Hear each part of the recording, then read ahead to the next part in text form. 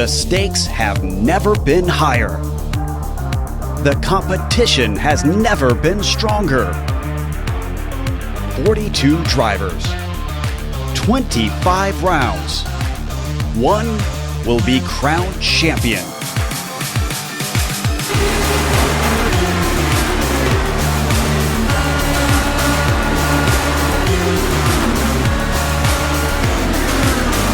Competition, commitment, excitement. This is Lionheart. Tune in Wednesday nights on the iRacing Esports Network to watch the cars and stars of Lionheart, the Lionheart IndyCar Series presented by First Medical Equipment.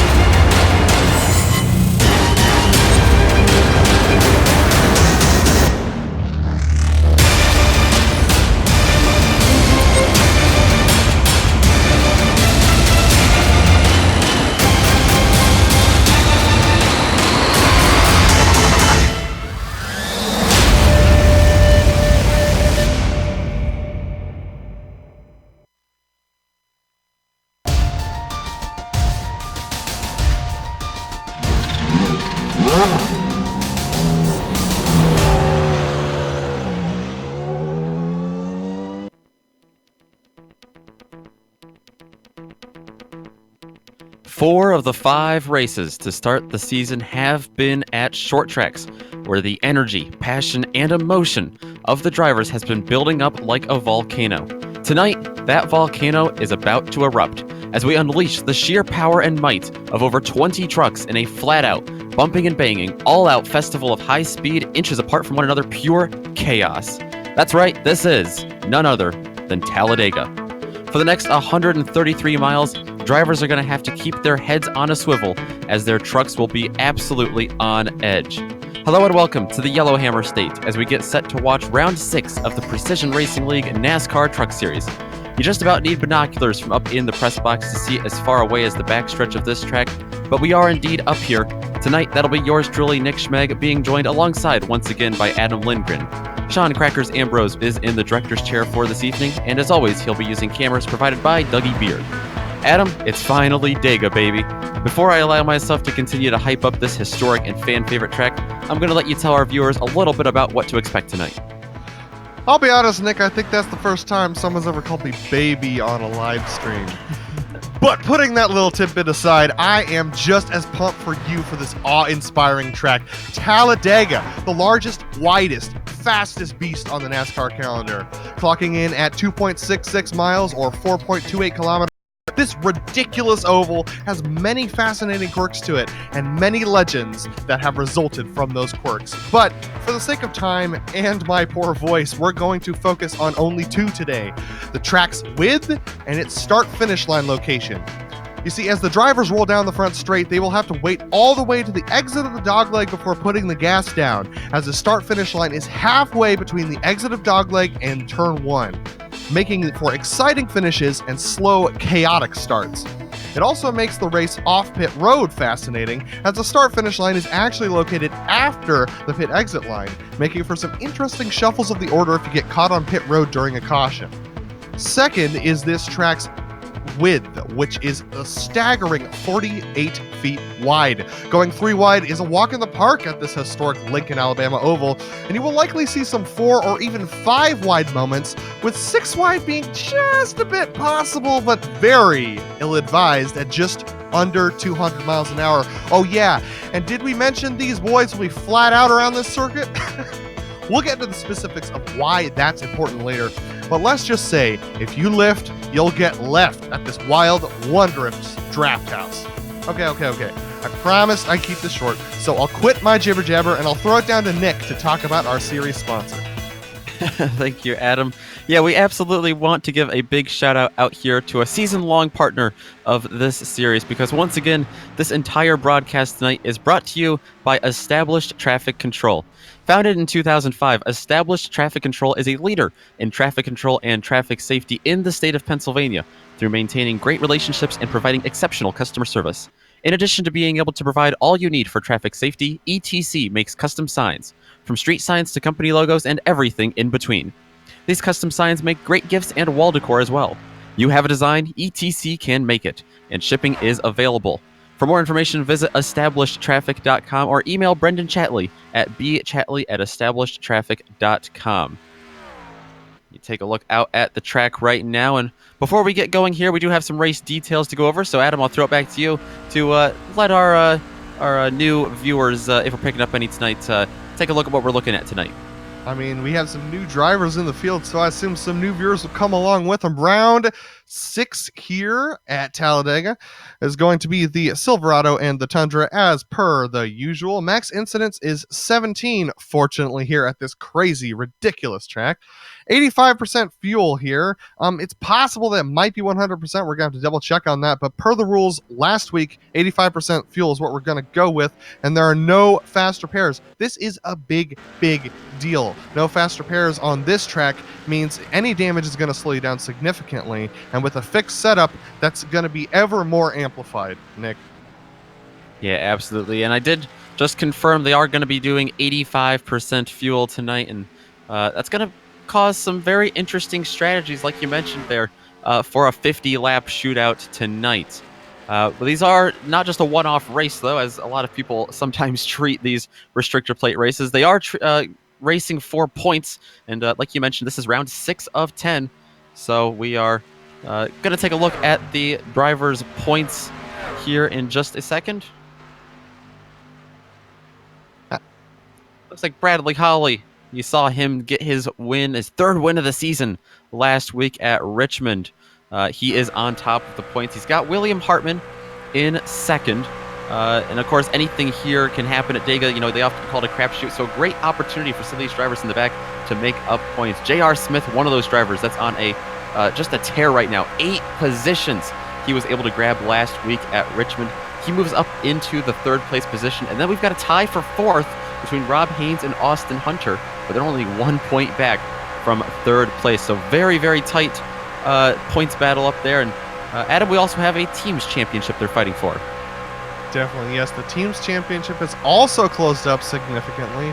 We have Texas Racing still in the lead with 318 points, followed by Savage Drive, only 33 points behind. But if you think that's close, Savage Drive gaining a position there, 2 positions up from last session was Forever Cupless Racing, 44 points behind the leader, but only 7 points behind Savage Drive. That is amazing. We also have Car Ramrod very close behind. They dropped 2 positions. You see how close this team championship is. They're only 44 points behind the leader and only 4 points behind 3rd position. And we have Back Row Racing. They're in the back row of this of this graphic, but they're climbing up the field a little bit. Only down 1 position from last week, still in 5th position with 56 points. All right, Nick, let's take a look at the weather here that we have for today. Yeah, it is interesting. It is, we have an ambient temperature of about 73 right now. It is clear skies, though.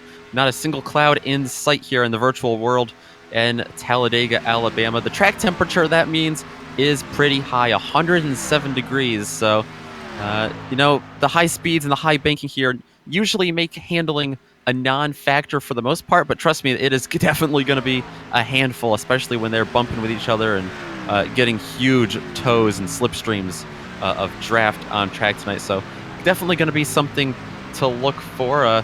Also, tire wear, of course, not always a huge factor in Talladega, but we will definitely have to watch out and see what that plays out for us tonight. The interesting thing about qualifying going on right now is that they do use a fixed setup, so you cannot make a restrictor plate track specific qualifying setup. So everyone going to be very close together on time. John LaBaff currently leads with a 54.566, and only 2 100ths behind him is Alec Lumpkin, but looks like the majority of the field yet to set a qualifying time. Yeah, I'm very interested here. We're on board with Mike Richter as he looks like he is going for his second lap, which would be his timed lap now. He's just coming off of turn 4 now, entering into the front stretch. And I'm just curious because a lot of these guys are not pulling onto the field right now. And since qualifying is only 5 minutes long, that means they're not going to set a qualifying time, so they're okay sitting in the back. Now, that may be a good idea, but that also may come back to bite you, because if there's a wreck early on and you can't dodge it, you're in for some big trouble tonight. And we have some big names back there like Charles Sumner, William Hartman, Brendan Chatley, Bradley Hawley, Thomas Sink. All the big names are not taking qualifying time, so that's an interesting strategy for sure. Yeah, a lot of times you do see drivers drop to the back, because you saw Mike Richter go to the pole there in his 51 truck.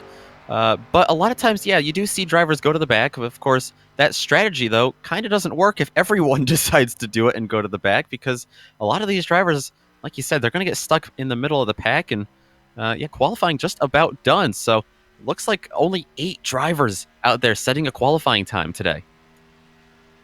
Which means the rest are going to line up via points, I believe. So it's going to be a very interesting field, and here we go. We're going to take a look at it right now. Yeah, on the pole, like I just mentioned, it is going to be Mike Richter. He's looking for his first win. Hey, Talladega might be the perfect place for him to get that done. He's got a past winner of the series right alongside of him, though, in the 911 truck. It's John LaBaff, who won the series opener at Martinsville. Row 2 is going to go to Alec Lumpkin in the 89 and Eric Roberts in the 28. Ray Richer is going to round out the top 5 with Austin Hunter alongside of him. Nick Delp and Dominic Bajin in row 4. Like I said, the last drivers to get a qualifying time on the board. That's going to give Bradley Holly 9th place and Colton Lane P10. And then starting on the 6th row here is going to be Brandon Walter, starting alongside Rob Haynes. These two guys have had some success this season, but have also struggled a bit, so it makes sense that they're back here in row 6. And we also have William Hartman, row 7, right next to Thomas Sink, 2 hard chargers and hard fighters. Charles Sumner behind them with Robert Bassad Jr. We saw how fast they are last week. Then we have Jean-Francois Lavoie and Brendan Chatley in row 9, and Ronald McManus, and rounding out the field is Pascal Beausoleil. Couple of new drivers here trying to make a name for themselves. Can't think of a much better track for an opportunity to get a big win than Talladega. As the field begins to roll, the pace laps here are rather long. It's 2.66 miles, going about 65 miles an hour behind the iRacing Ford Mustang pace car. So Adam, I'm curious your thoughts on this prediction time we're going to play here on the pace lap. You think they're going to go single file very quickly, or do you think we're going to see some 2-3 wide action all day? I think based upon how these races have gone in the past couple of rounds, we're going to see some early battling, an early caution, and then everyone's just going to line up and kind of ride around for a bit. So that early caution is going to knock out the fuel strategy, and that's going to make everyone just content to ride around. But the trouble is, the fast guys are in the back. The guys who are challenging for the championship, I shouldn't say fast, but the championship challengers are in the back, and they're going to have to move their way to the front in order to win this race. So they might not be sitting around as long as they would like, but it's definitely going to make for an exciting race, I think, Nick. Yeah, I absolutely agree with you there. It might knock out the early caution there. It might knock out the fuel strategy. Hopefully it doesn't knock out any of those big-name contenders that are back stuck in the middle. But this is Talladega. You can go from 20th to 1st or 1st to 20th within a matter of less than a lap. So big names, big runs. We're going to see it all unfold here in just a few moments. Definitely. And, you know, like you said, knocking out those big names, anyone can win this race. With a fixed setup and qualifying going the way it did, everybody is in contention today. And the fast guys may get caught behind people who have not been as fast in the past, but just have better racecraft on these super speedways. I know a lot of fast drivers don't really like to focus on the super speedways, but this is a chance for big points or a chance for a big point loss.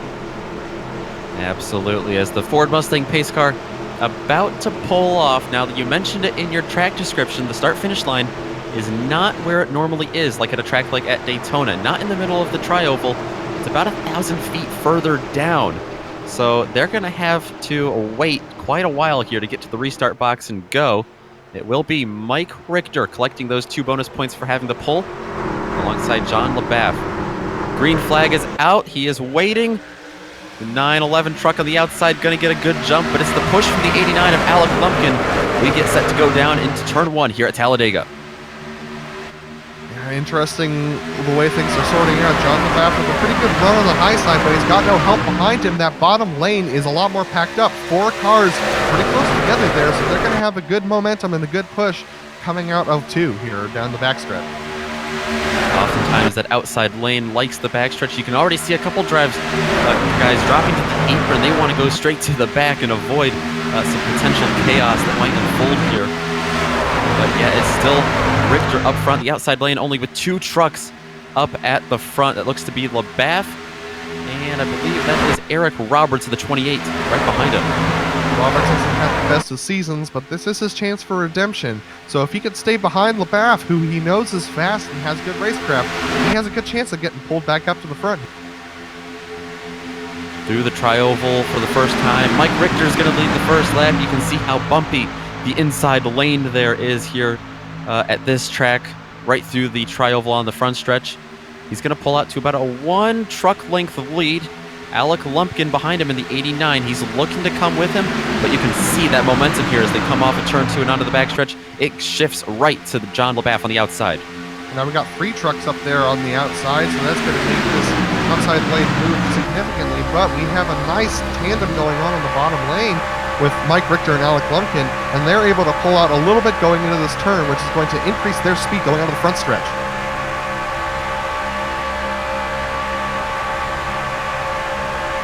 On board with Alec Lumpkin, yes. And also, I want to also make a note that there's already kind of a breakaway between Brandon Walter and Colton Lane back in 9th position. The front pack has broken away a little bit as we see Lumpkin pulling out ahead into the lead here and holding off the likes of John LaBaffe. He thought about going up and blocking that lane, but he decided against it. He got the fastest lap of the race. LaBaffe goes out to the outside, got a little bit of a shove there from Roberts. Roberts going to peek to the outside. It looks like we're going to be 3 wide here for a moment down the backstretch. These drivers are fighting hard just like I thought they would, but LaBaffe has got to consider whether or not this is really a good idea. If he can't slot down soon, he's going to be sent to the back of this front pack, and there's a big gap there back to Colton Lane, and he doesn't want to drop back that far, I don't believe. Mike Richter is going to move up to the top side to get the push from LaBaffe. That's going to promote Ray Richer in the 68 to second place on the inside row, pushing Alec Lumpkin. Wow, that's a significant push there from John LaBaffe. He's really got a good feel for that fixed setup here, and he's trying to push Richter to the front, but Richter drops down low, and that gives LaBaffe a good shove down the backstretch here. They're going to go 3 wide down the backstretch here. Richter's got no one to help him. This is a vacuum. And the address on that envelope, he's going straight to the back. Not good here. He's got no help there in the middle unless someone jumps up. But you mentioned the big gap we have from this top 8 or 9 trucks back onto the back. I don't think many people are going to want to step out there. As you see, Richter finally find room in front of LaBeouf and move to the outside. They may be like, Adam, why did you get so excited about 3 wide? This is super early on in the race. There's no reason to take chances. There's no reason to have a huge fight or to take somebody 3 wide right now. I know it doesn't seem like that big of a risk around Talladega, but any risk is a little bit too much risk this early on in the race. You do not want to be the cause of the first caution and get damage on your truck this early. LaBeouf pushing really hard on that outside, but look at the boost it is giving him. Richter goes down to the bottom. LaBeouf will follow him. They are able to clear Alec Lumpkin. That's just going to leave Eric Roberts and Ronald McManus now in the 78 truck on the outside line. They've been struggling to keep that getting formed as we go on board with Alec Lumpkin. Yeah, those two trucks are the only two trucks that are on the outside now, and now everyone else is single file, and some of these drivers up at the front are lifting. Fuel saving, an interesting strategy this early in the race, but it's never too early to fuel save, as you hear a lot in the NASCAR Truck Series. Yeah, absolutely, especially with that 85% fuel limit that is going to come into play today for sure. I think half of that lifting is due to that fuel saving. The other half is just because they don't want to get too pushy in the turns. A lot of these trucks will get very unsettled. You can push, if you hit the truck in front of you square down the backstretch, it's just a big risk to push the guy in front of you in the turns. And you see John LaBeouf stepping out of line there. He's going to move to the outside. Will anyone go with him? Fascinating that he wants to lead this early, but I don't blame him. If you're in front, there's a much lower chance that you're going to get caught in something big. But making these moves unsettles the lines and can make something big happen to you anyway. So it's a risk, but it's a calculated one. Either that or John just wants to go to the back. But here we go. Take a look at Eric Roberts coming up now with a good head of steam. He's going to come to the back of John LaBeouf and see whether he can push him forward.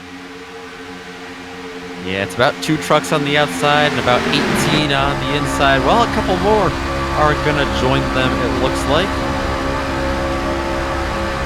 Brandon Walter and Robert Basaw Jr. a little further back, trying to get up there with him.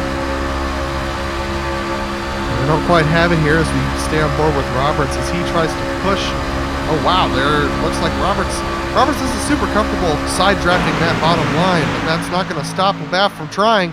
And as they're getting super unstable as they go down the front stretch here, let's see whether or not they can hold on to it here around turn 1. LaBeouf really trying hard right now to side draft, getting super close. Oh, and he's doing a phenomenal job because he's not getting too much help, like you said, from Roberts behind him, who's stepping out of line a bit. He likes to run that that middle to high line, whereas LaBeouf in front of him, he is side drafting just about as aggressively as he can. Take a look at Brandon Walter, though, all the way out on the 3rd line there for just a moment. He's going to have no choice but to slot back in the line. I think he was considering going around, but seeing how unstable these two lines are, even this early on in the race. Oh, wow, as LaBeouf almost gets pushed out a little bit by Alec Lumpkin there on the inside. Lumpkin might be getting a little hot down there on the bottom line and having to peek out for air, and that's causing LaBeouf to go up high. Yeah, absolutely. We mentioned the hot temperatures earlier in the show. Not much has changed there. Still 73 degrees air temperature, 105-degree track temperature. Not going to be helping too much in terms of these engines overheating. Tucked up behind someone, that will absolutely come into play, getting all that dirty air sucked in. Brandon Walter took a couple of looks there at John LaBeouf, and Eric Roberts getting a little unstable on that high side. Decided to back out, and he's slotted now back in 9th position now. And he's going to just ride along and watch as these two try and tackle their way up to the front. Yeah, LaBeouf has been aggressive all race long. You can see him move there as the 89 also goes out of line. Lumpkin's going to come up in front of him. He wants to get that push, but he's not quite going to be able to clear, I don't think.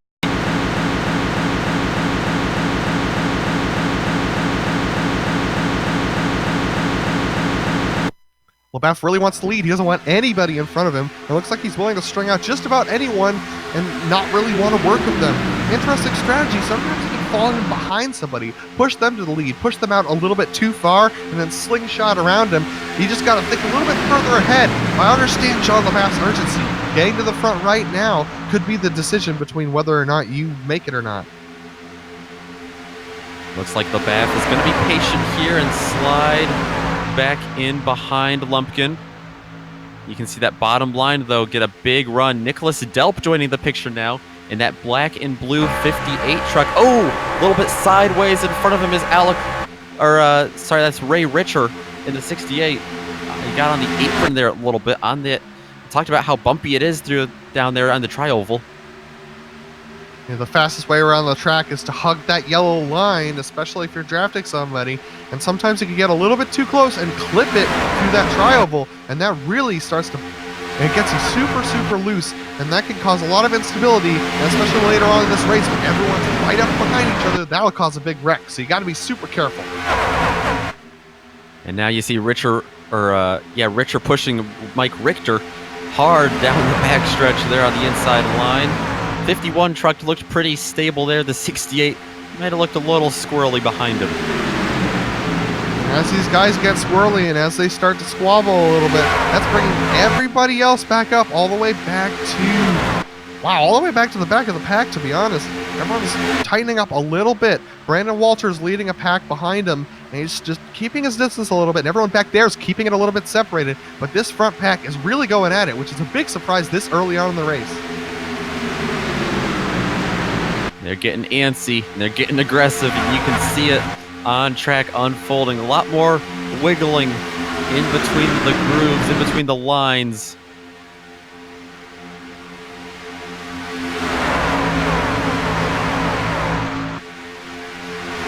That's still that top pack. It's very interesting. I mean, like, how long does he want to stay up there? What kind of movies is he going to make? He can't just stay there doing the same thing the whole time.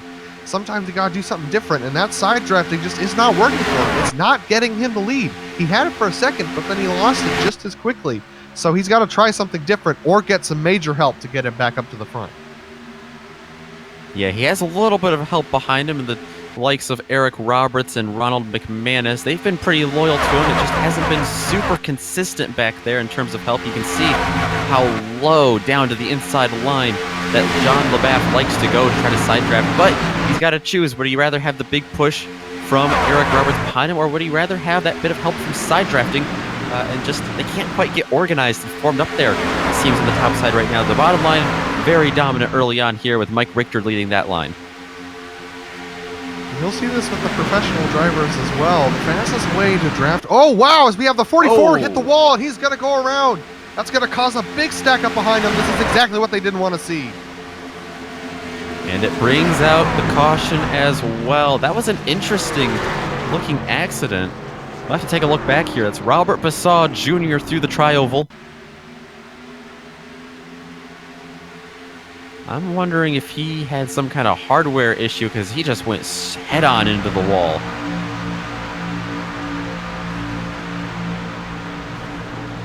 Yeah, it looks like something just broke either on his truck or on his rig, and he just hooked a hard right into the wall. It's almost like he couldn't see where he was going. That has really caused some big backlash. Go on board now with Robert Basaw Jr. We're going to take a look here, and we'll see him just kind of drift to the right there, and that's a big surprise there. Robert Basaw Jr. has been so consistent in the past. It just looks like this is probably just an unfortunate hardware incident. Going to go on board with Austin Hunter, who I believe was able to get through there cleanly. You saw Basaw Jr. come down into another truck. That was Colton Lane in the 60, and then Lane shot to the outside, and he collected the likes of Rob Haynes. So heavy damage for both Colton Lane and Rob Haynes out of that as well. It's unfortunate for them. They're just minding their own business, riding in the back single file. Here we go, taking a look at what happened to Lane as Lane gets into the 29 of Rob Haynes there. Wow, what an amazing job there by that purple truck to just pull straight through there. Impressive move to just whoa up and trust that the wreck is going to just solve itself in front of you, and then you can pull straight through as everybody dives into the pits now. Yeah, everybody. And Mike Richter also just slid his stall. So I wouldn't be surprised if we had a lead change. Actually, a lot of drivers having troubles getting their stall. Dominic Begin still trying to line himself up. That's going to allow the likes of Alec Lumpkin to make his way out in front of the rest of the field. He pulled off, wow, actually he got 2 tires, which is not a horrible strategy here on a super speedway. No, not at all. I'm surprised more people didn't go with that strategy. Honestly, it's a pretty common one. Tire wear not always a key factor here at Talladega, especially when you're in the draft. Mike Richter looks to be behind him, so he's going to hold off dropping too badly, but he barely got out in front of John LeBaff, who came up behind him. Ray Richer and Ronald McManus, no change for position back there in the top 5. And as you saw, those of you who race iRacing a lot, you saw Austin Hunter clip through the pit road exit. The race control has decided to clear his black flags, and he will not incur a penalty for avoiding that exit. Looks like one swap for position other than Richter falling down. Looks like Brandon Walter was able to jump Bradley Holly for P6. Haven't talked much about Bradley Holly tonight, our points leader and 3-time winner out of the first 5 races. He's looking strong, and it's no surprise he's already up to 7th in this one. I think a lot of that has to do with his strategy of just staying in the back and staying cool. We're only 15 laps into this. That's the length of one Carb Cup race. And so there's still a long way to go here. And this is the first caution. I'm sure there will be more. Bradley Holly's just trying to conserve his stuff and make sure that he's there for the... Yeah, not too many spots behind him. William Hartman, he sits in P10. He's also up there in the points battle. The third big name in the points battle. Unfortunately, J.R. Smith not able to make the race tonight. They do have one drop week, but I know J.R. missed another race earlier this season, so hopefully he's going to be able to scrounge up enough points to stay in contention. Out of the trucks that got involved in that accident, Colton Lane is still out on track. He's trying to get some damage repaired. Rob Haynes is still in the pits getting damage repaired, but he likely is out, and Robert Massad Jr. has taken his truck behind the wall. We do have a couple more takers on pit road for a second time. Brandon Walter, Thomas Sink, Brendan Chatley, and Austin Hunter are all going to take new tires and more fuel. Makes a lot of sense considering you're at the back. And so that's just a good strategy to make sure that you have the best stuff going forward into this restart. Yeah, Colton Lane just now coming back into the pits for another attempt servicing the truck here. Lots of front end damage on the number 60 Toyota Tundra there. Not nearly as much, though, as Rob Haynes has on his number 29 Silverado. Some smoke pouring out from underneath that truck still, so... looks like some severe engine problems Haynes is dealing with. Not good for fans of the 29 team. Yeah, both of these trucks look like they might have their days done. We'll see whether Rob Haynes decides to try and take it back out, but that truck looks like it's seen better days for sure.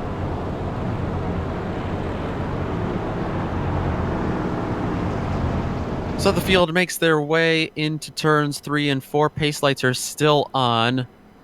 Alec Lumpkin is your race leader. Making their way, when they hit the stripe, it'll be lap number 17 out of 50.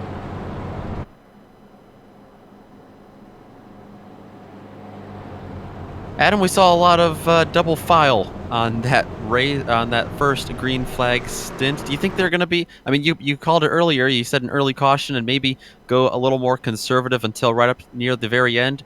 It looks like fuel strategy is basically out of it at this point. I think they are good to go to the end. If not, they're going to be very close. But I think they should be good. You still expect them to go single file here and just log off laps? Well, I think I've got to change my tune because from what I've seen, John LeBaff is not content being anywhere but in first. So, if anything, he's definitely going to go up high and try and make something work. And if he doesn't get shuffled at the back, someone else is going to stay up there with him and try and get to the front as well. So I'm pretty sure that this next restart's going to look pretty much identical to what we saw in that first stint. had a couple more pitters there that time around. Bradley Holly actually made his way in. Thomas Sink, Austin Hunter, Brendan Chatley as well. So everyone we saw coming before came in once again. I wouldn't be surprised if they're just trying to go to the back here and trying to avoid potential chaos. It's a strategy that, like I said earlier, it'll work unless everyone does it. Then you don't really make much ground going towards the back. Yeah, it's an interesting strategy. It's one of those that's very difficult to pull off. It's a good idea in practice, but like when you actually try and cut your way up the field at one of these super speedways, it's extremely difficult, especially with fast drivers and a fixed setup. So staying in the back seems like a good idea right now, but if we don't get another caution, which sometimes happens here at Talladega, and we get hard racing, these fast guys are gonna have a really hard time getting back up there. Yeah, and the practice before the race tonight, just in the practice before the race tonight, some of these drivers were setting over 130 laps worth of running around here at Talladega with one another. So they came in tonight with a lot of experience under their belts, especially with dealing with one another. Now, that being said, one driver that only decided to run 20 laps was Alec Lumpkin. He sits on the front row right now alongside Mike Richter. And the pace lights are off. They're going to be coming out of turn 4, but once again, they're going to have to wait until all the way down to the other end of the tri-oval here.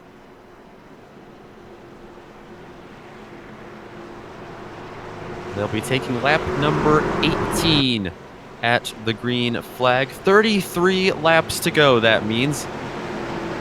Alec Lumpkin, he started at third. He's made his way up to first. He's got John LaBaff behind him, which is interesting because we saw LaBaff aggressive on the outside in the first green flag stint. Is he going to be content staying down in the bottom, or is he going to move to the top and leave Lumpkin all alone? The green flag is out once again here at Talladega Superspeedway. They get on the loud pedal and they begin their slow crawl up to reaching their top speeds. Mike Richter got a pretty bad start on that high side, but because of the compression of that high side with those front 3 trucks, they're actually able to get a move on. But as we take a look there, it looks like Ray Richards is going to drop down behind John LaBaff there and try and push him forward. As we take a look right now, Mike Richter trying to side draft there as we got 3 wide in the back behind.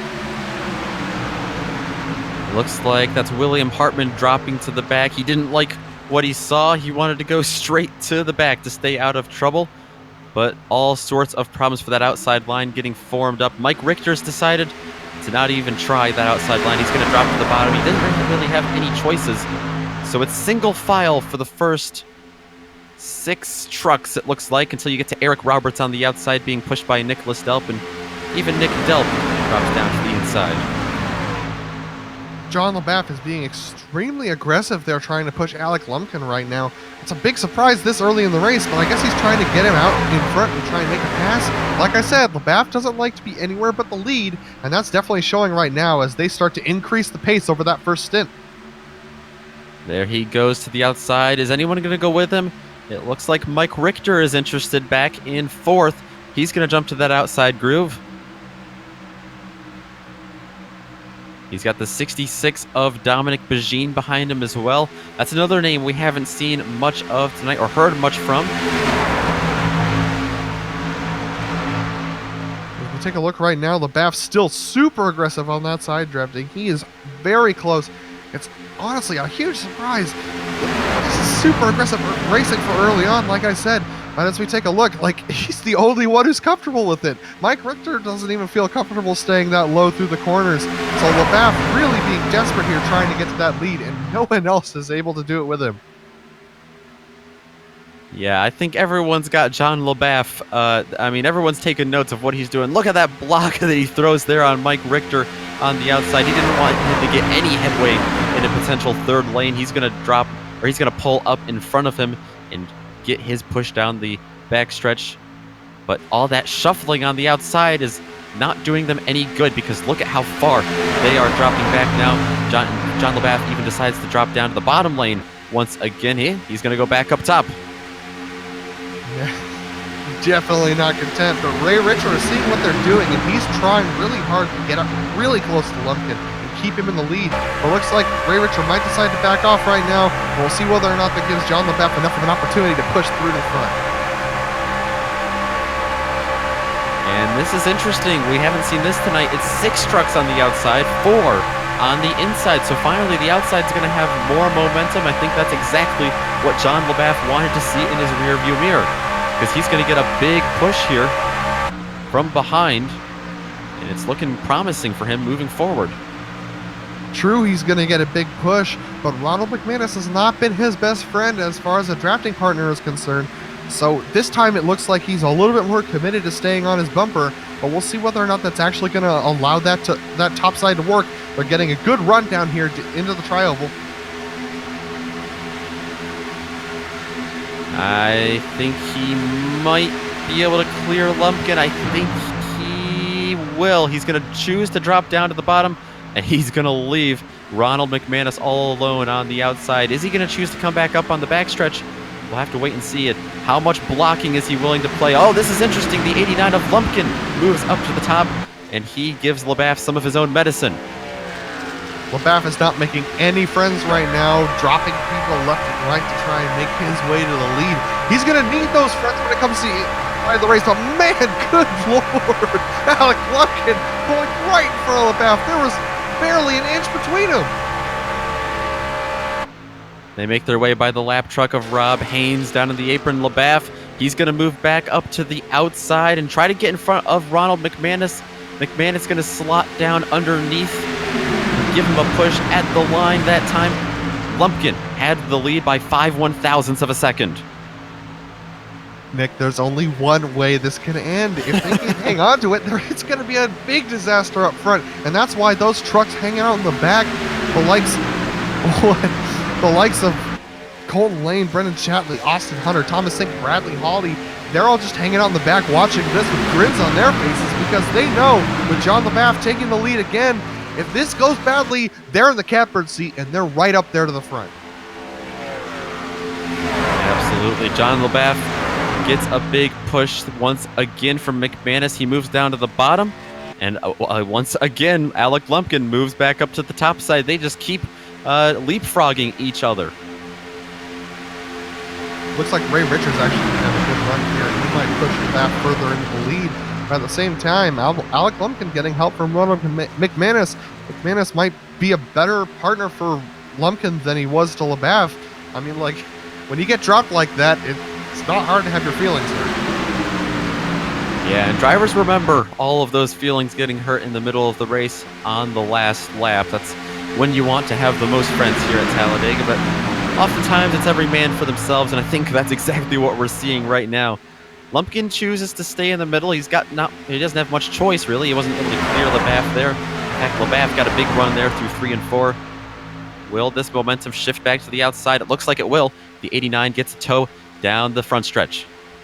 McManus is having a hard time staying on the bumper of Alec Lumpkin. You can see him weaving left and right and left and right as they go down the front straights.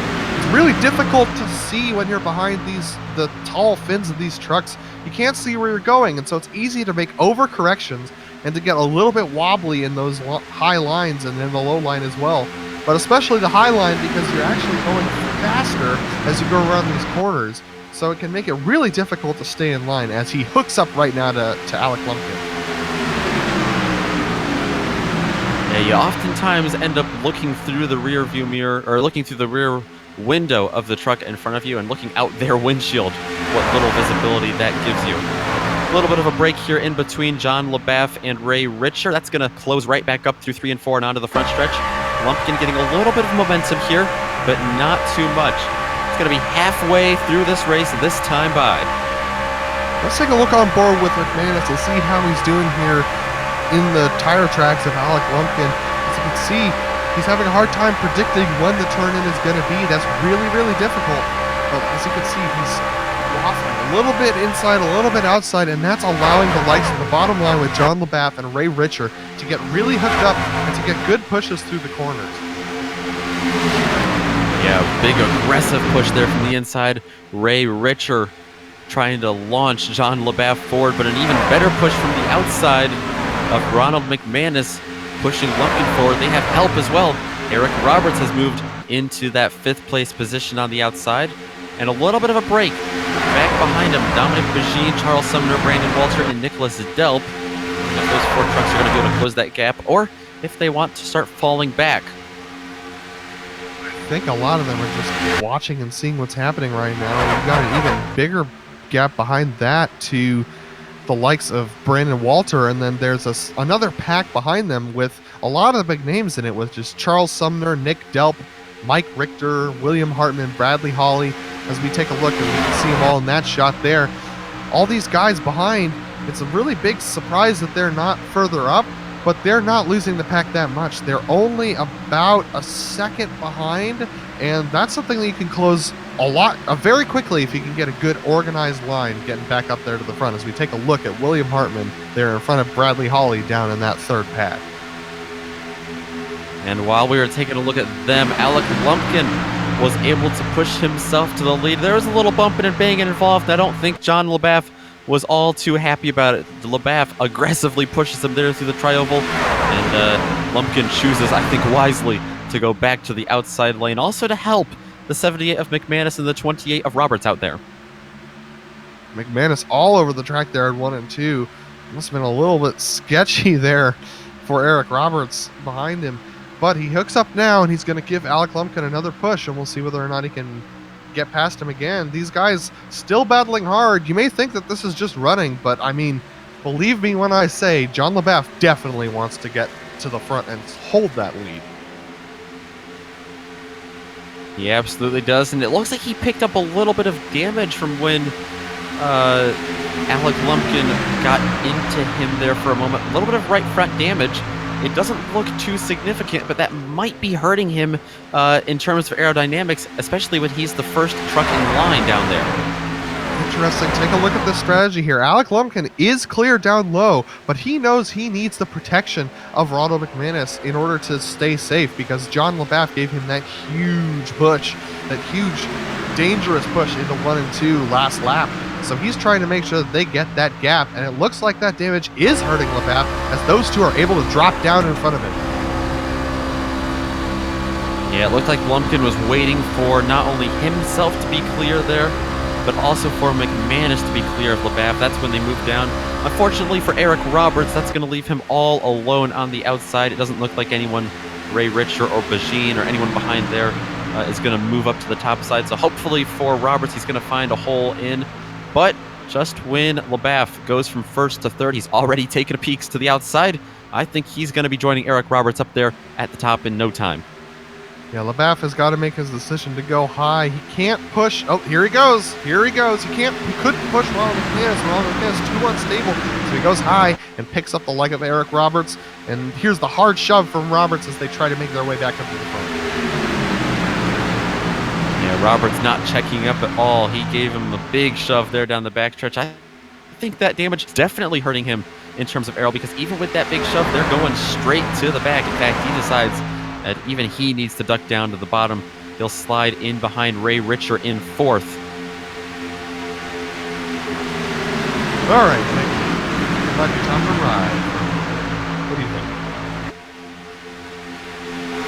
think? These drivers all over the track. And yeah, I think they are getting down to when they just want to make it to the end, make it these last 20 laps. Roberts still stuck on the outside. He's going to have a little bit of room here to go on board with Ray Richer. We're going to see just how difficult it is to stay straight through these corners. Talladega is the easiest track to do this on, but to be honest, it's not easy on any track. To stay in line with a truck where all you could see is their bumper and their wing, I think it's very difficult to stay in line. Interestingly enough, if we take a look back to 7th position, Mike Richter who dropped all the way back to the back of the pack. He has climbed his way back up front, and he's taking a look on the outside. He's decided it's go time for him now, and he's making a huge pass all by himself on that outside line. Yeah, he made up 3 positions on that last lap. He came across the stripe in 10th. Just now, he was 7th.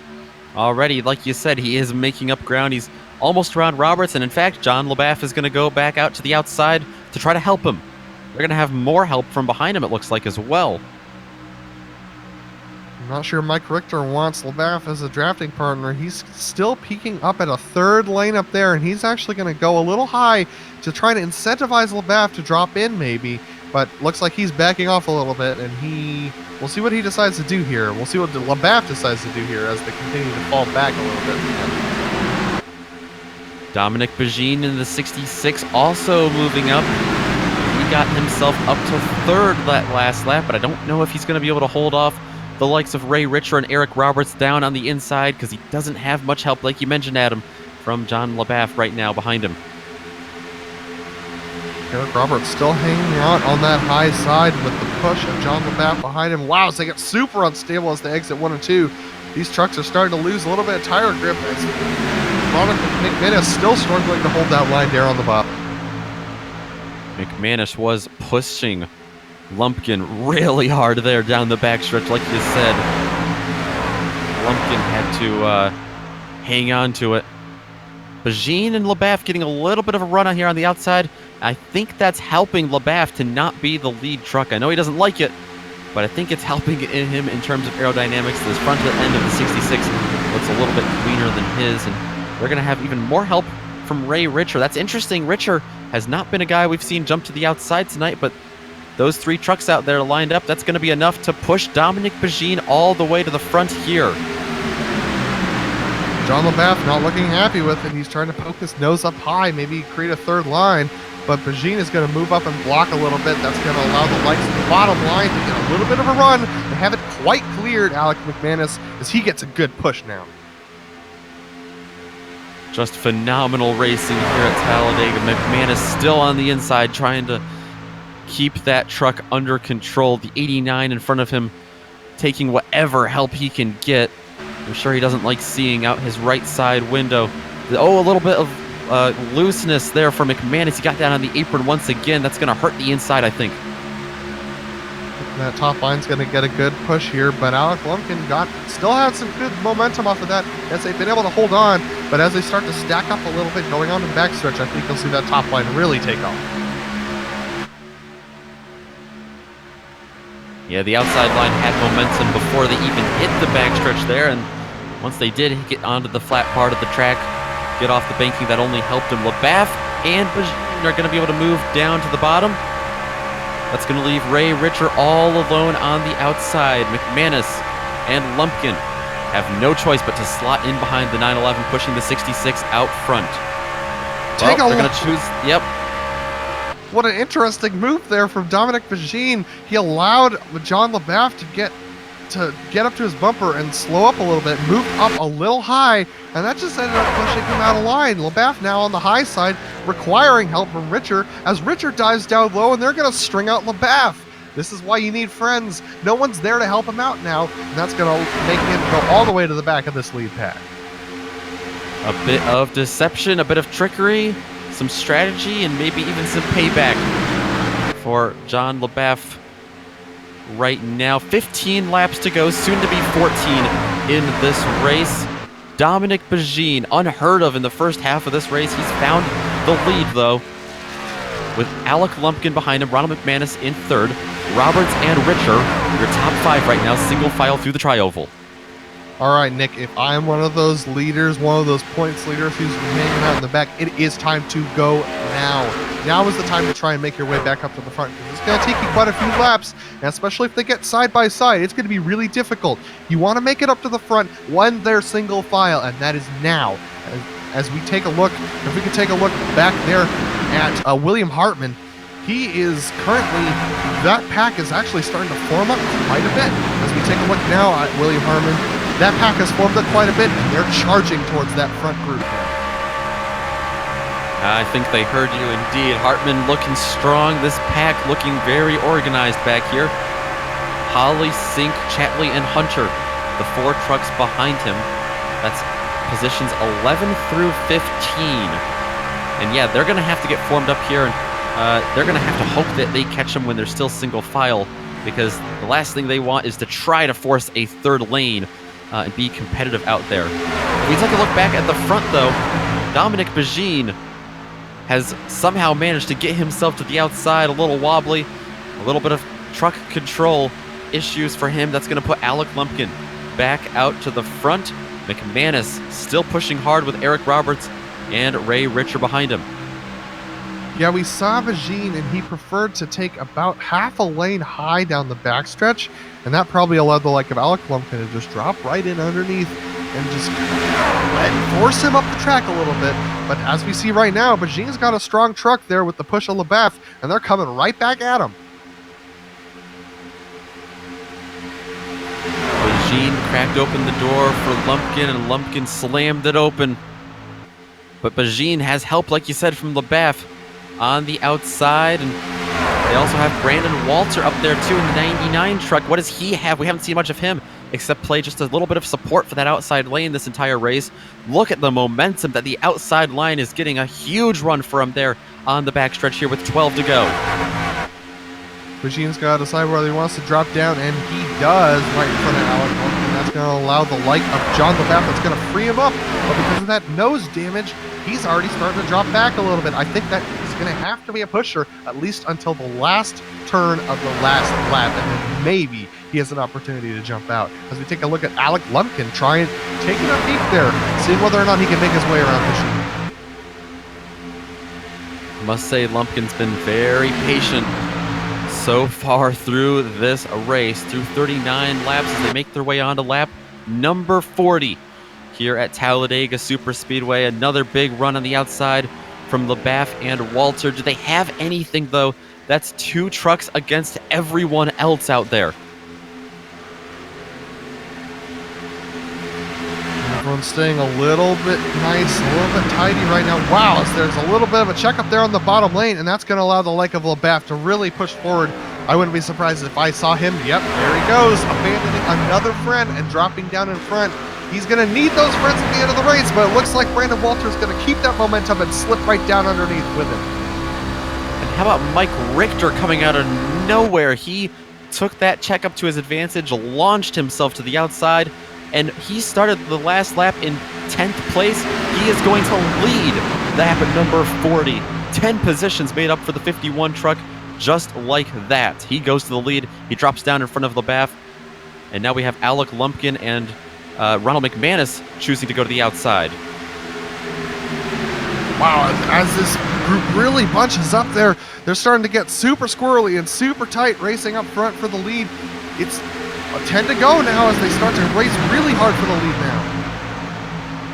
There. And as we take a look back at Bradley Hawley now in 6th position. He's got a line on the high side, and they're moving like a freight train, almost 10 miles an hour faster down the backstretch. They are coming, and they are coming quickly. Brandon Walter doesn't know what to do. He's got 4 trucks all of a sudden in his mirror. The 99 truck might get a bit of a bump there on the outside. Brandon Walter just... Oh, there's a wreck behind him! That's Mike Richter you saw shoot to the outside line there. And they're wrecking in front as well! Alec Lumpkin getting taken out by Thomas Sink, I believe. Yeah, Sink, I think, got loose there after the fact, after the initial wreck with Mike Richter. Let's take a look at how that started. Mike Richter was the first truck involved. That is Austin Hunter on the outside there, the truck that he came into. I'm wondering if that was another hardware incident, because he just shot straight into the wall. It'd honestly be a big surprise.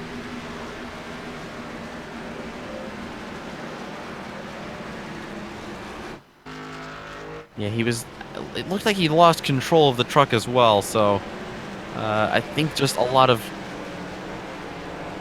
trucks pushing him. On board with Austin Hunter here. Take a look from his point of view. He was running back in about 8th at the time this happened. And he's holding his line, and man, it just looks like 51 just came up into him. It doesn't look like anything on Austin Hunter's end, so that's a big surprise, actually. Now I want to take a look forward at what happened with Thomas Sink. He got into it with the likes of Brendan Chatley on the outside. This was after this. They had gotten through the wreck. It was actually, the wreck had happened behind him. But in turn 2, I think Chatley pushed Sink the wrong way in the turns as they were trying to get slowed down. And unfortunately, Alec Lumpkin was the truck on the inside there. That was not in a good position at all. Slams the inside wall. Yeah, after such a good race, it's so unfortunate to see Alec Lumpkin get caught up in an accident that had nothing to do with him. But that's just the nature of Talladega, and you gotta have luck here, and if the luck doesn't go your way, you're in big trouble.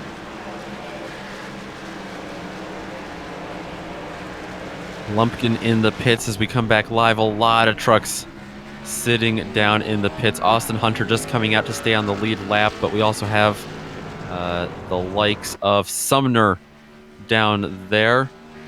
Bajin looks to be like another truck. Thomas Sink is there. Hartman and Mike Richter filling up pit lane, keeping the crew busy down there.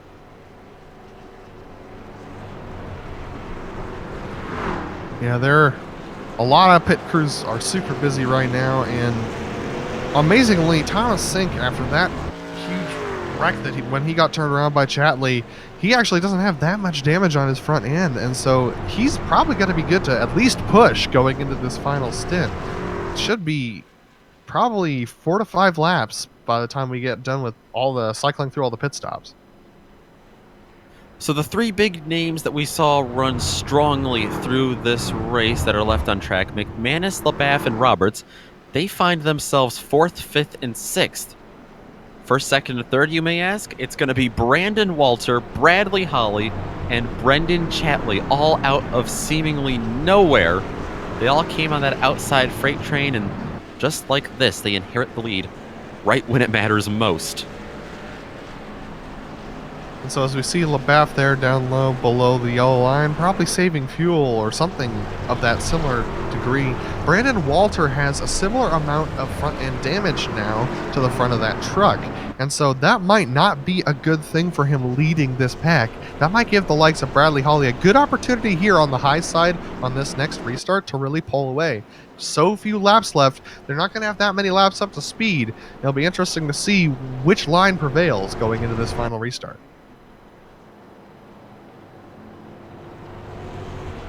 It's got to be so frustrating for a lot of these drivers to take a look up there on their relative late in the race and see Bradley Holly possibly taking a win at a track where some other guy could steal one here in the season, but Holly wants to continue his dominance. It's a points day for him, just like everyone else.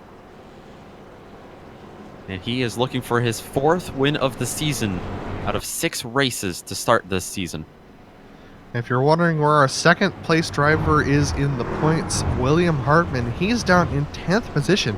He has a long way to go to get up to the front and challenge the like of Bradley Holly. If he wants to make sure Bradley's lead extend even further, he's going to have to make some aggressive moves to get up there to the front. And pace lights stay on here for this lap, it looks like, so I'm guessing they'll go green next time by. Brandon Walter up front. He started 11th. Haven't seen or heard much of him today in that 99 truck. And if you haven't heard much of him in this season, that's all right. He hasn't been able to race the last 3 rounds. He was here at Martinsville for the season opener. He came away with a 20th place finish there. And the next week at Rockingham, he came away with a 23rd. So his best finish this season, 20th. This is a great story for that 99 driver. And congratulations to him on his move and his new job. That's awesome. And so we're glad to have him back now in the series, and we're glad to have him leading up front. It's a great turnaround.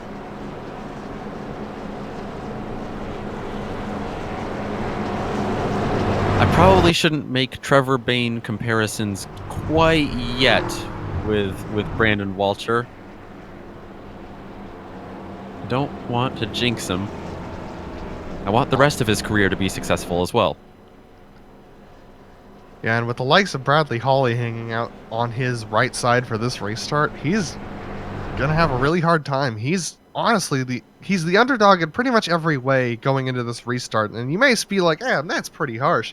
He's got damage. He's got the championship leader on his right side.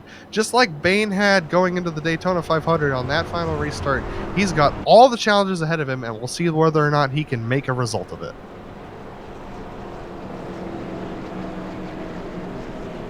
Unfortunately for Walter, the one area of that comparison to the 2011 Daytona 500, it stalls out with the fact that instead of David Reagan behind him getting a penalty to help Trevor Bayne, he's got Bradley Hawley, the very veteran and experienced driver of this series, a big name to deal with.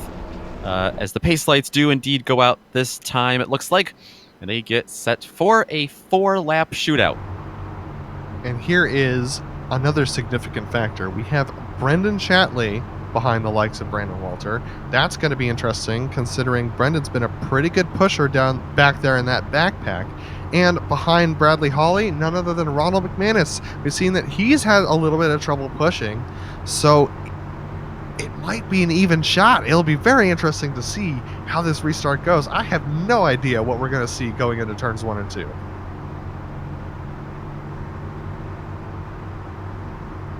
And these long pace laps are not helping the fact that we have a time limit in this series. Hopefully they can get it in. I think they should be able to. They might be shy by about a lap, but we'll have to wait and see.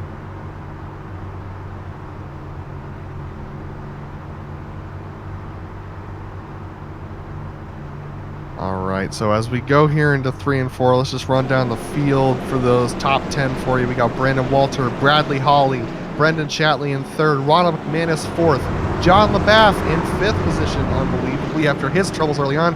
Eric Roberts in 6th, Ray Richer there in 7th position, Nicholas Delp all the way back in 8th, then Charles Sumner and William Hartman, those 2 championship contenders, down in 9th and 10th. They're going to have a real struggle to get up there to the lead. They make their way 65 miles an hour, give or take a few, on the high 33-degree banks here in Lincoln, Alabama, just outside the town of Talladega. The pace car pulls off. It's a long ways until the start-finish line here for Brandon Walter. It's also a long ways until the checkered flag. These might be the 4 longest laps of his life. He's got some damage, but if he gets a big push from Shatley behind him, he might just be able to stay out there. Hawley, what kind of jumps are you going to have on the outside, and what kind of help is he going to have from Ronald McManus behind him? Because that 78 truck has looked awfully fast today as well. The green flag is out.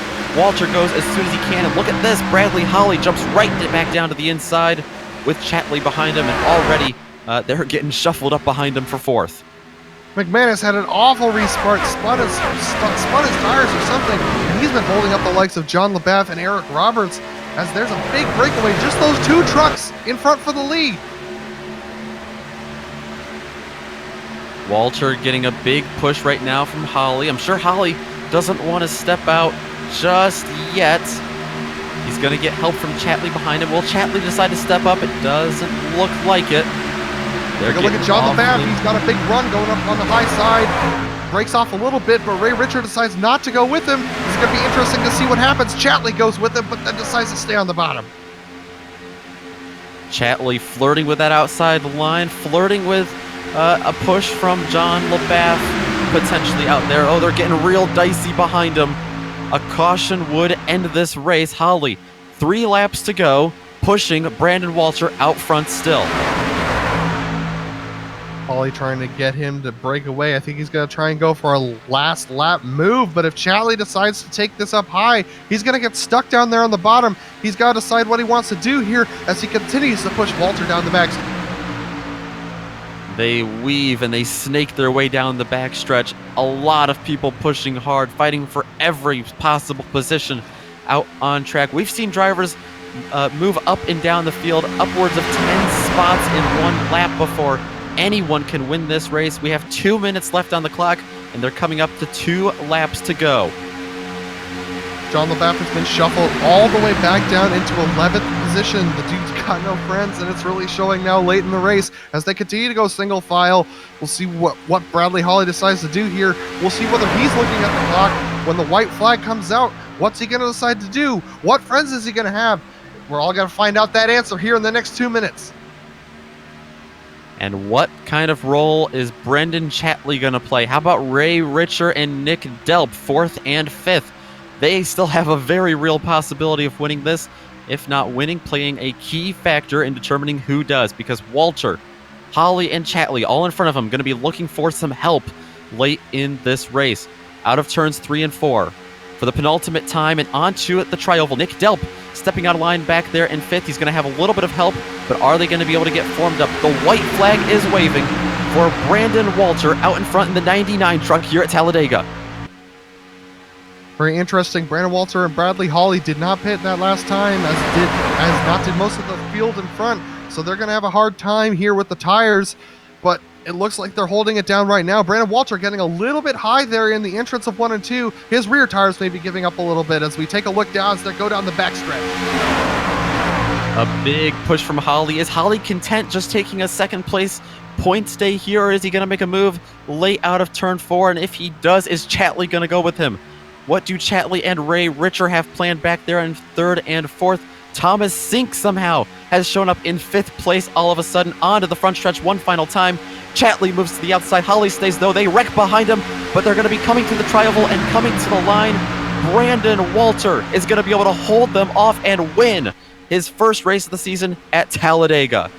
Thomas Sink involved in another wreck as Dominic Pagine goes with him as they wreck out going across the line. It wouldn't be a typical Talladega finish without that mid-pack wreck towards the back of the field. How about that finish from Brandon Walter? Bradley Holly definitely playing friends with him. Let's take a look at this replay here of that wreck that happened on that last lap with Thomas Sink. As we take a look right now, we're taking a look at Bradley Holly completing his cool-down lap. A really good day for him, honestly. 2nd position with William Hartman down in 10th. It's no surprise that he's happy to be content with 2nd position now as we take a look back at the final wreck. He came down across the nose of Dominic Pagine, and Sink had made his way up all the way into the top 5 from the very back of the field. You see him there sliding through the infield grass and finally gets it woed up on pit road. But it looks like just Sink and Pagine, the only 2 trucks involved in that one. And it looks like they were both able to make it across the line as well. So no DNFs out of either of them. Nice to see. Sink came across in 11th. Pagine right behind him in 12th. So everyone that was running there at the end was able to finish the race. And just as I say that, it looks like Pagine towed before he made it to the finish. So he'll be scored as a lap down, but no change in position for the 66. So, with that being said, we're going to take a quick break here on the Global Sim Racing Channel. When we come back, we'll give you the full rundown of results and talk to some of these drivers. That was a great one.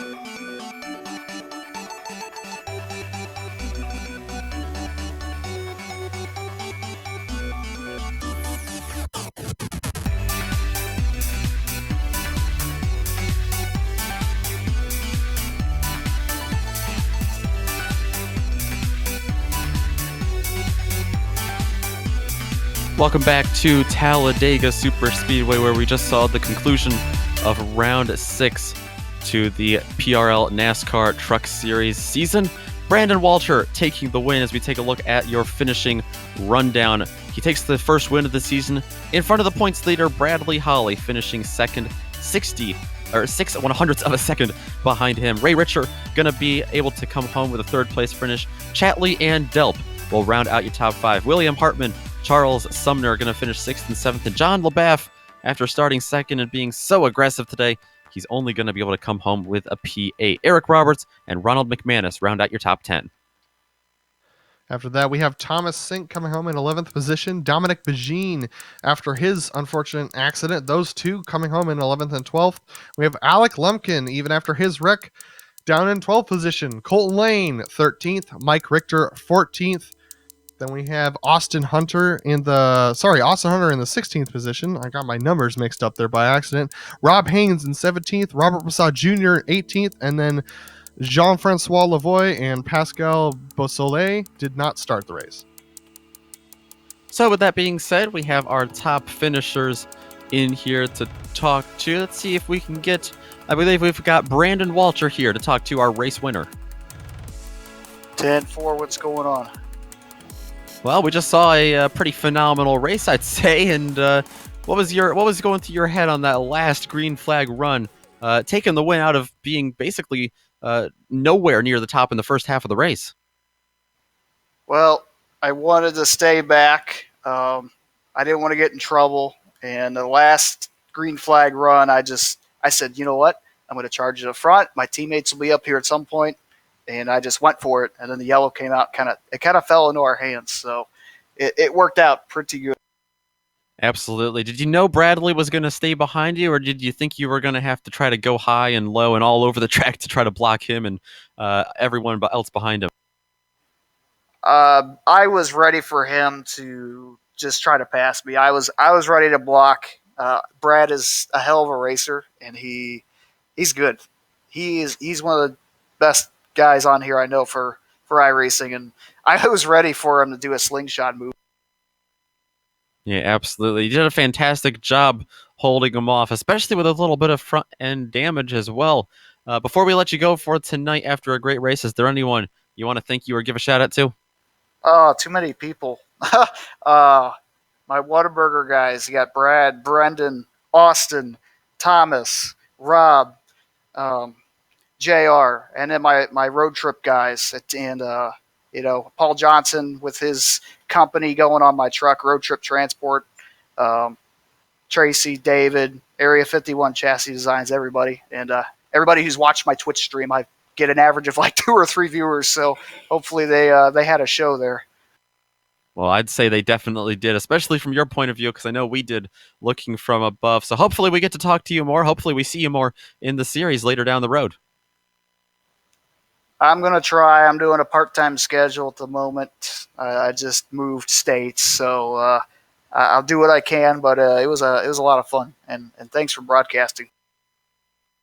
Yeah, we love doing it. That was Brandon Walter, your race winner. Adam, while that was going on, you've caught up to a guy we are familiar with in the booth here, Bradley Holly.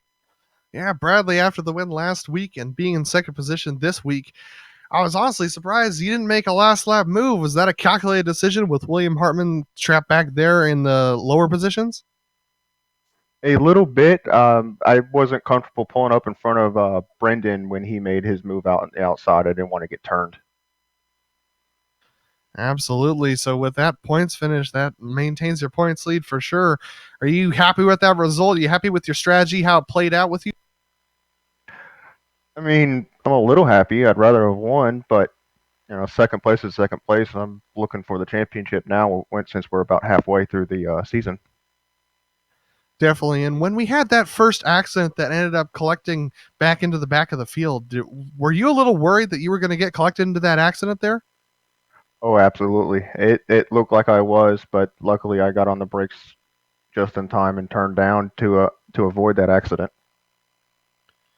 You had a great result today, Bradley. And is there anyone you want to thank today? First off, I'd like to thank y'all for always putting on a great broadcast.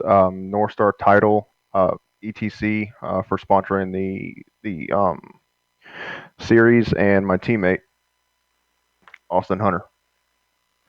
Awesome. Well, it's great to have you back in the booth, and we'll see you next week, Bradley. Thank you. All right, Nick, it looks like you have caught up with our third place driver, Ray. I have indeed caught up with Ray Richer. Third place. He came into tonight, I believe, back in 11th in the points, and this will definitely bump you up after a great race like that. I'm hoping so, guys. I'm telling you what, I decided to qualify tonight. A lot of the guys do it in the back, and including my partner in crime there at Savage Drive, William Hartman.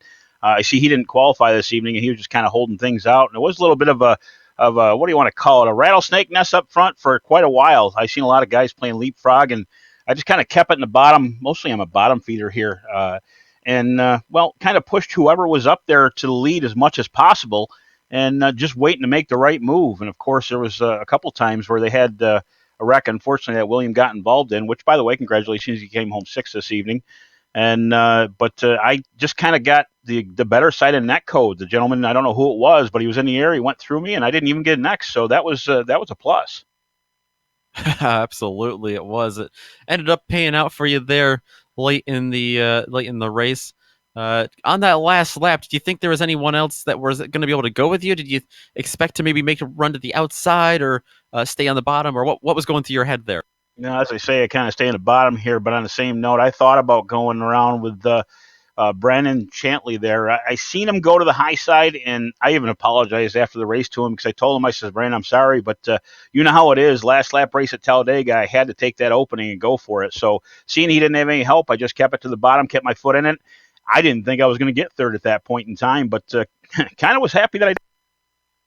Yeah, absolutely. Take him how you can get him. And you got that spot by 3/100ths of a second. Ray, we don't have much time to talk to you more tonight, but hopefully we get to talk to you later on this season if you keep putting up good results like that one. Appreciate it, gentlemen. Thanks for broadcasting. Thanks for everything. Thank you for Professional Racing League, and most of all, Charles Summer for putting this all on. Thanks a lot. Absolutely. We want to give a special thank you to everyone who came out tonight for the 6th round in the PRL NASCAR Truck Series, because that was pretty awesome, especially everyone who helps in the organization and behind-the-scenes logistics in the Precision Racing League. We also want to thank Established Traffic Control once again for sponsoring tonight's race, and an additional thanks to all the amazing companies that provide the software and hardware that we use to create a GSRC production for you. We also, of course, want to thank the very talented June Lalonde who provides our music. See the screen for more on how to get a hold of more of her great work. Thanks to the teams tonight, Adam, Sean, and Dougie. Make sure you check out the GSRC on social media. You can do that on our website on globalsimracingchannel.com, on Twitter at GSR Channel, on Facebook at Global SimRacing Channel, on Instagram at GSRC_Graham, and of course on our YouTube channel right here, right now. I invite you to scroll down just a touch and hit that big red subscribe button so you do not miss a second of racing.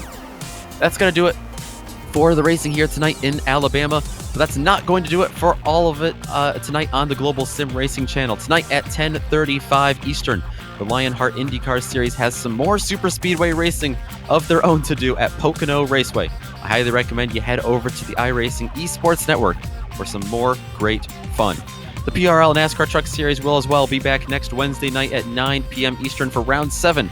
We're going to head up to Dover for some absolutely fantastic racing, so mark down your calendars and come join us for that as well. Finally, with all that being said, thank you so much for joining us on the broadcast tonight, and until next time, race clean, race hard, and we'll see you on the track.